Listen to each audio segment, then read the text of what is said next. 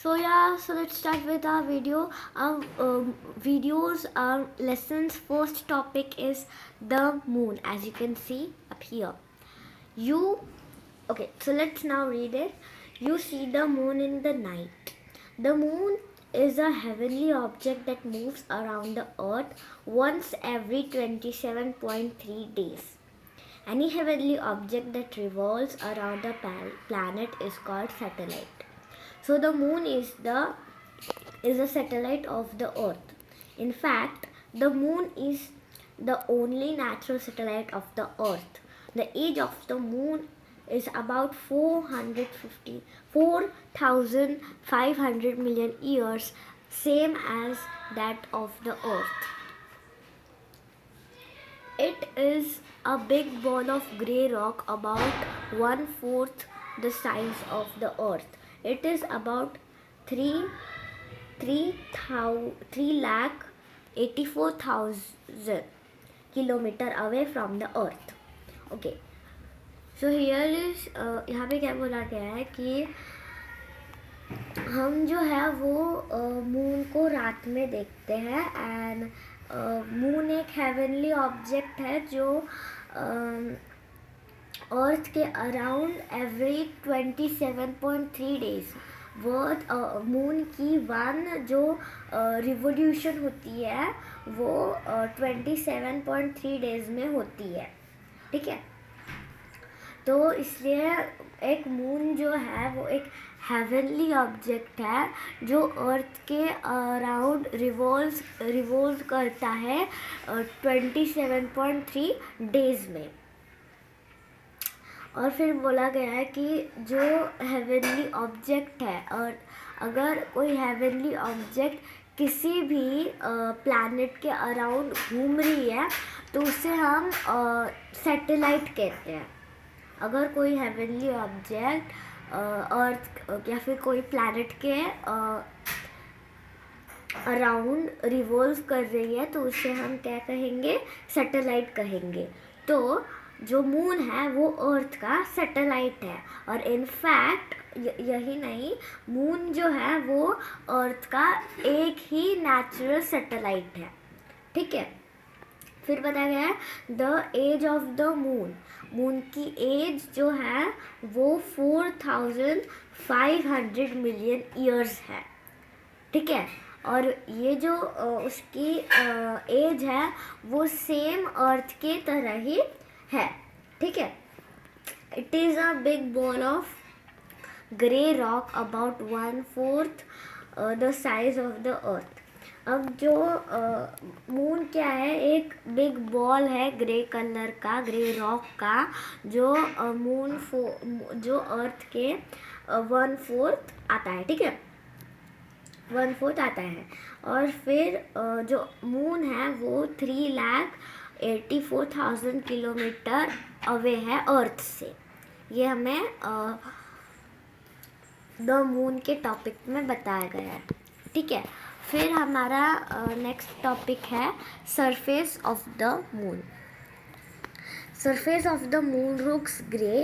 It has mountains and plain covered with rock dust. There are many big bowl-shaped holes or craters on the moon. The craters are made by chunks of rocks called meteorites that strikes that moon. जब moon यहाँ पे कहा गया है कि moon जो उसका surface है वो ग्रे रहता है, उसके जो सरफेस है वो पूरा कवर्ड रहता है रॉक डस्ट से. और जो क्रैटर्स हैं वो एक जैसे हम मेटोराइट्स रहते हैं,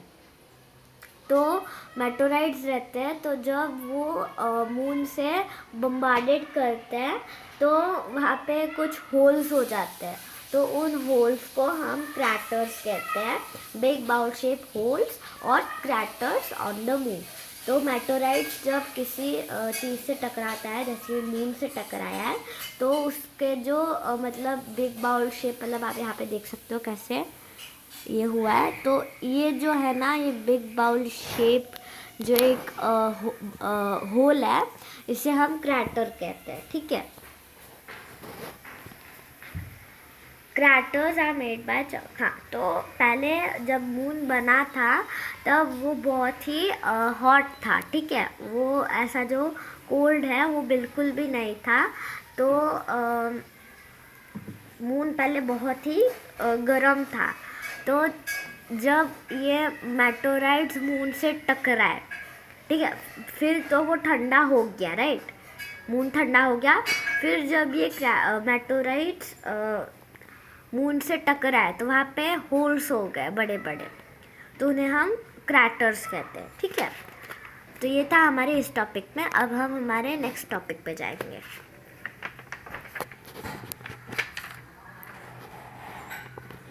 तो यहाँ पे है other condition of the moon. The gravitational force of the moon is 1/6 of that on the earth. That means our weight on the moon is 6 times less than our weight on the earth, ठीक है। Gravitational force जो है moon का, जो gravitational force है moon का वो 1/6 मतलब जहाँ जितना अर्थ में है ग्रेविटेशनल फोर्स उससे 1/6 मून के पास है, ठीक है, उसमें से, ठीक है। Then that means our weight on the moon is 6 times less than our weight on the earth. तो अभी फॉर सपोज हमारा वेट 20 है फॉर एग्ज़ाम्पल, तो मून पे जाने के बाद हमारा 6 times लेस वेट रहेगा, मतलब 20, तो हमारा 16 वेट रहेगा, ठीक है। 20 माइनस 6 कर लो, ठीक है, तो 20 - 6 होता है 14, हाँ, तो 14 हमारा वहाँ पे वेट रहेगा। ये एग्जाम्पल था सिर्फ, ठीक है। देन नेक्स्ट है there is almost no atmosphere on the moon, therefore there are no plants and animals, ठीक है। जो मून में एटमॉस्फेयर नहीं है तो इसीलिए वहाँ पे प्लांट्स भी नहीं है एंड एनिमल्स भी नहीं है। क्यों नहीं है? क्योंकि वहाँ पे एटमॉस्फेयर नहीं है, ठीक है। देन है next, sunlight does get scattered on the moon because of the absence of air, so the sky looks dark and the stars are visible even during daytime. Sunlight जो है वो मून के ऊपर नहीं पड़ती एयर की वजह से, और इसीलिए जो हमारा स्काई है वो डार्क रहता है एंड स्टार्स भी विजिबल रहते हैं डे टाइम में, ठीक है। फिर नेक्स्ट है, sound waves are not able to travel on more sides there is no air, so no sound can be heard on the moon.